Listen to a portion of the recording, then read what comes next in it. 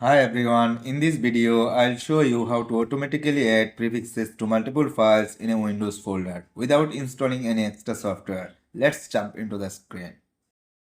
This is useful if you want to organize files, sort folders, or rename large batches at once. First, open the folder that contains the files you want to rename.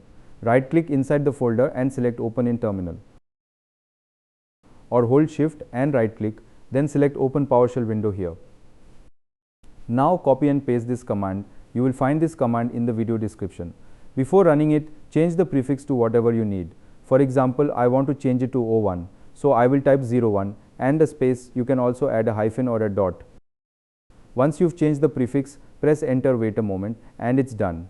All your files will now have the new prefix. You can use this method for photos, videos, documents, or any type of file. It works in any folder and saves a lot of time compared to renaming files one by one. That's it for this video.